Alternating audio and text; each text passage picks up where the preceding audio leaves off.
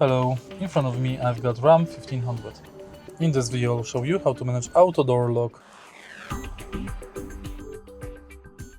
In the beginning, take a look at the screen display and go to Vehicle and Settings. Enter Doors and Locks. Nieoznakowani w okolicy. Next, tap this button to enable auto door locks. Tap this button to enable auto unlock on exit. Tap this button to enable flashlight with lock. And next you can change sound horn with lock mode, sound horn with remote start.